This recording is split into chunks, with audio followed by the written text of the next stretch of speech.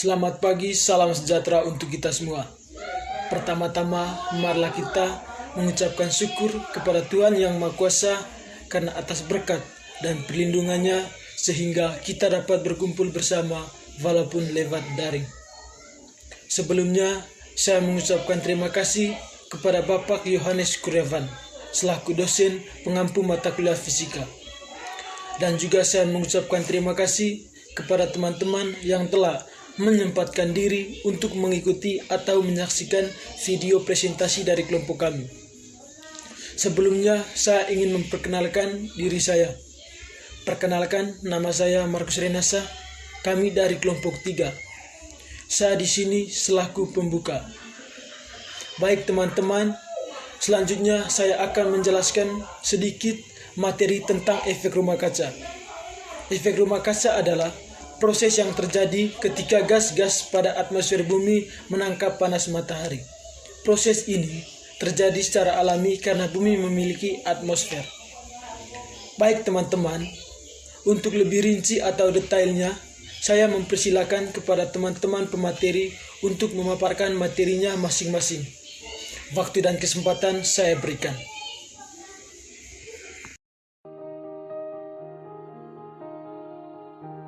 Selamat pagi Pak, perkenalkan nama saya Pascalinda Rizky Naut, saya dari kelompok 3 selaku pembicara kedua. Baik, yang saya akan bahas di sini itu mengenai pengenalan efek rumah kaca. Mungkin selama ini kita berpikir bahwa efek rumah kaca itu dapat merusak bumi, yang menyebabkan pemanasan global dan perubahan iklim. Intinya, efek rumah kaca itu merupakan hal yang sangat buruk bagi bumi. Namun kenyataannya, efek rumah kaca itu bukanlah hal yang buruk. Justru sebaliknya, kehidupan di bumi memerlukan adanya efek rumah kaca. Tanpa efek rumah kaca dan atmosfer, permukaan bumi akan memiliki suhu yang terlalu rendah, sampai 0 derajat Fahrenheit atau min 17,7 derajat Celcius, serupa dengan suhu di permukaan bulan. Baik, untuk hal itu, kita harus mengetahui dulu apa itu pengertian efek rumah kaca. Untuk pengertian efek rumah kaca itu sendiri adalah proses pemanasan permukaan suatu benda langit, terutama planet atau satelit, yang disebabkan oleh komposisi dan keadaan atmosfernya. Untuk itu sendiri, kita sudah mengetahuinya. Dan di sini, kita juga berpikir mengapa itu disebut sebagai efek rumah kaca. Untuk hal itu, mengapa disebut sebagai efek rumah kaca? Itu karena mekanisme pemanasan ini sama seperti yang terjadi di rumah-rumah kaca yang digunakan untuk perkebunan di negara-negara subtropika seperti Eropa dan Amerika Serikat. Tanaman-tanaman yang ditanam di dalam rumah kaca ini akan tetap hidup dan tidak akan mati membeku oleh pengaruh musim dingin karena kaca akan menghalangi panas matahari yang masuk dan memantulkan kembali keluar. Baik, itu saja materi yang saya bahas mengenai pengenalan efek rumah kaca.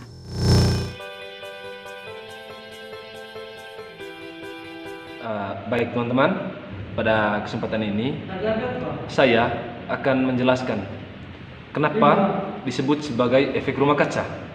Yang pertama, kita juga perlu mengetahui asal-usul tentang efek rumah kaca. Bangunan yang memiliki dinding atap terbuat dari kaca itu disebut sebagai rumah kaca. Jika kaca dapat disamakan sebagai gas-gas yang ada di atmosfer, maka rumah kaca dikatakan sebagai gambaran bumi. Oleh karena itu, istilah efek rumah kaca dipakai untuk mewakili keadaan kita saat ini. Dalam hal ini, efek rumah kaca diartikan sebagai meningkatnya suhu permukaan bumi yang disebabkan oleh terperangkapnya gelombang panas matahari oleh gas-gas karbon dioksida, monoksida, dan metana yang ada di atmosfer. Hal inilah yang memicu peristiwa terjadinya pemanasan global. Efek rumah kaca ialah istilah yang kita pakai dalam kehidupan sehari-hari untuk menggambarkan kondisi bumi seperti yang mempunyai efek rumah kaca, di mana panas matahari terperangkap oleh atmosfer. Dalam kondisi normal, pada siang hari matahari akan menyinari bumi dan membuat bumi menjadi hangat. Yang terakhir adalah gelombang panas tersebut frekuensinya lebih rendah jika dibandingkan dengan ketika dipancarkan oleh matahari mengenai bumi. Dalam atmosfer, sinar inframerah yang diserap oleh berbagai molekul gas yang ada di atmosfer itu akan mengalami kenaikan suhu, atau atmosfer akan mengalami kenaikan suhu. Kenaikan suhu atmosfer ini disebut sebagai efek rumah kaca, karena pada saat kenaikan suhu di atmosfer secara otomatis kondisi di bumi juga akan mengalami kenaikan suhu, sehingga ini yang disebutkan pemanasan global atau sering kita sebut juga sebagai efek rumah kaca.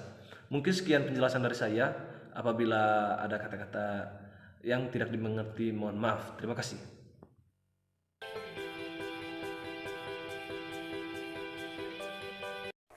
Terima kasih, saya akan menjelaskan penyebab dari efek rumah kaca. Penyebab dari efek rumah kaca disebabkan karena naiknya konsentrasi gas karbon dioksida, CO2, dan gas lainnya di atmosfer. Kenaikan konsentrasi gas CO2 ini disebabkan karena pembakaran bahan bakar minyak, batu bara, dan bahan bakar organik lainnya yang melampaui kemampuan tumbuh-tumbuhan dan laut untuk menyerapnya. Energi yang diserap dipantulkan kembali dalam bentuk radiasi inframerah oleh awan dan permukaan bumi. Namun, sebagian besar inframerah yang dipancarkan ke bumi tertahan oleh awan dan gas CO2 dan gas lainnya. Untuk dikembalikan ke permukaan bumi dalam keadaan normal, efek rumah kaca diperlukan dengan adanya efek rumah kaca. Perbedaan suhu antara siang dan malam di bumi tidak selalu jauh berbeda.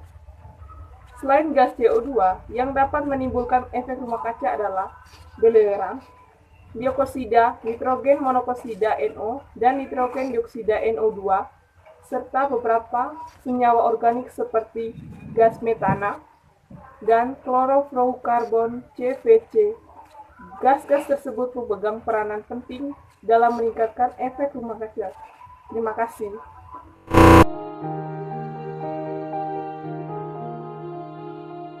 Sebab efek rumah kaca. Salah satu contoh, saya mengambil penyebab dan dilakukan oleh aktivitas manusia, yaitu menebang hutan atau membakar hutan. Nah, dalam hal ini, jika manusia melakukan penebangan hutan secara sembarangan atau melakukan membakar hutan secara sembarangan, akan menyebabkan begitu banyak oksigen atau kehilangan oksigen, sehingga menyebabkan terbentuknya gas sampingan. Gas sampingan ini, teman-teman, itu berupa karbon dioksida atau sering disebut atau disimbolkan CO2. Karbon dioksida ini akan melepaskan begitu banyak ke atmosfer bumi per tahun. Yang kedua, penyebab efek rumah kaca yang kedua, teman-teman, yaitu disebabkan karena kenaikan konsentrasi. Konsentrasi ini yaitu gas karbon dioksida, atau saya sudah bilang sebelumnya, yaitu disimbolkan dengan CO2, dan gas-gas lainnya di atmosfer. Bukan hanya gas-gas karbon dioksida ya teman-teman, atau bukan hanya gas-gas karbon dioksida, tapi begitu banyak gas-gas lainnya yang masih ada di atmosfer bumi. Berkaitan dengan kenaikan konsentrasi gas CO2 ini atau karbon dioksida, ini disebabkan oleh kenaikan pembakaran bahan bakar minyak atau juga batu, tumbuh-tumbuhan, dan yang ada di laut juga yang menyerap ke atmosfer bumi. Yang ketiga, disebabkan energi. Maksudnya energi yang disebabkan itu karena dipantulkan kembali ke dalam bentuk radiasi.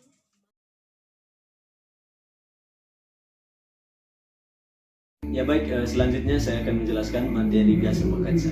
Gas rumah kaca. Gas ini kerap sekali dituding sebagai pemicu pemanasan global. Apa benar gas rumah kaca ini sebagai pemicu pemanasan global? Dulu, gas rumah kaca ini dapat memberikan kestabilan temperatur bumi. Hewan dan manusia bisa berlangsung hidup, kemudian juga dengan tumbuhan. Namun seiring berjalannya waktu, karena terlalu banyak menggunakan gas rumah kaca, sehingga dapat menyebabkan terjadinya pemanasan pemanasan global dan memberikan efek yang panas pada bumi. Kira-kira apa saja gas yang dapat menyebabkan terjadinya pemanasan global ini? Berikut saya akan menjelaskan 6 gas utama yang dapat menyebabkan sebagai pemicu pemanasan global. Yang pertama itu adalah uapan air atau H2O. Uap air adalah uapan yang berbentuk gas dari darat dan lautan yang membentuk embun di langit. Dan ketika terkena pancaran sinar matahari, embun ini akan berubah menjadi hujan, dan efek ini memberikan kedinginan. Yang kedua, karbon dioksida atau CO2. Karbon dioksida datang dari makhluk hidup yang membusuk, gunung berapi, kemudian pembakaran bahan bakar fosil yang terlalu banyak. Gas karbon dioksida ini yang paling banyak atau menyumbang yang paling banyak menyumbang efek-efek gas rumah kaca. Kalau rutinitas sehari-hari dari karbon dioksida ini yang dapat menyebabkan pemanasan global itu adalah asap kendaraan motor dan mobil dan juga asap pabrik. Yang ketiga, metana, CH4. Metana terbentuk dari karbon dan juga hidrogen atau air. Metana itu berasal dari raba-raba, sawah padi, kemudian penggunaan gas bumi. Yang keempat itulah ozon atau O3.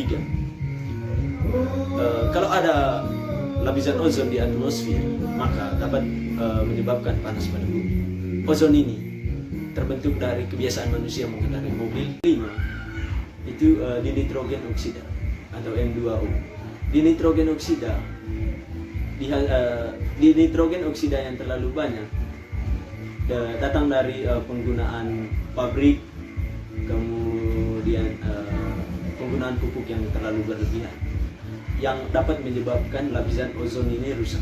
Kalau lapisan ozon ini rusak, maka bumi ini akan terperangkap radiasi panas, sehingga dapat menyebabkan sakit pada makhluk hidup. Contoh penyakit yang disebabkan radiasi matahari yang berlebihan ini adalah kanker kulit. Terakhir adalah klorofluorokarbon atau CFC. Senyawa ini juga dapat merusak lapisan ozon dan memperkuat efek rumah kaca yang menambah panas bumi.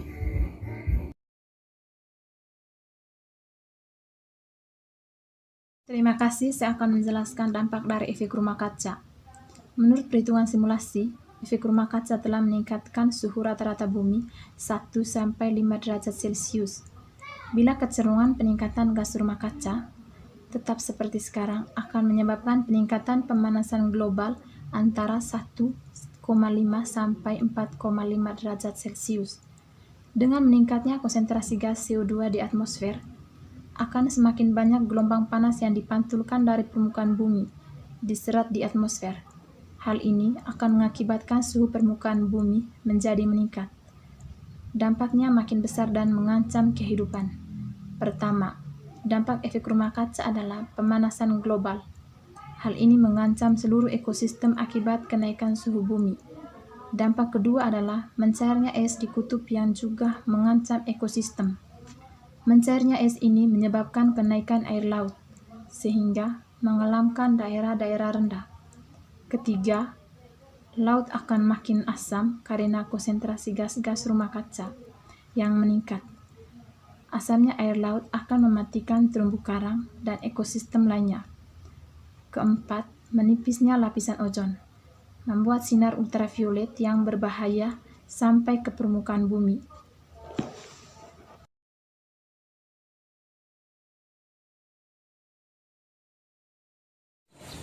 Baik teman-teman, setelah kita mempelajari apa itu efek rumah kaca dan apa dampak dari efek rumah kaca, sekarang di sini saya akan menjelaskan cara untuk meminimalisir efek rumah kaca tersebut. Nah, cara yang pertama adalah hemat energi listrik.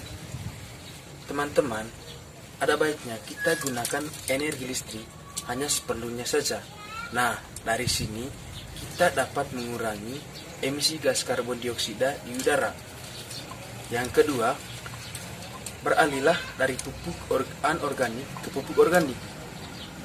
Nah, teman-teman, pupuk organik juga tidak kalah penting, atau kegunaannya atau manfaatnya juga tidak kalah baik dibandingkan dari pupuk non-organik. Nah, selain hasil dari pupuk organik juga tidak kalah baik dari pupuk non-organik, penggunaan pupuk organik juga dapat mengurangi emisi gas N2O yang dapat terjadinya efek rumah kaca tersebut tadi. Yang ketiga, menggunakan bahan bakar ramah lingkungan. Untuk bahan bakar ramah lingkungan mungkin di Indonesia belum ada, tetapi di negara-negara lain sudah menerapkannya. Bahan bakar ramah lingkungan yaitu bahan panel surya dan bahan listrik. Nah, bahan bakar ini dikatakan ramah lingkungan karena tidak menghasilkan polutan yang berbahaya bagi lingkungan. Selanjutnya, mengolah limbah perumahan atau peternakan. Nah, yang kita ketahui bahwa limbah merupakan salah satu penyumbang gas rumah kaca, apalagi limbah peternakan. Nah, ketika kita mengetahui ini, maka kita harus mengurangi emisi karbon dioksida yang ada di limbah tersebut dengan cara mengolah limbah tersebut menjadi biogas yang dapat bermanfaat bagi kehidupan kita.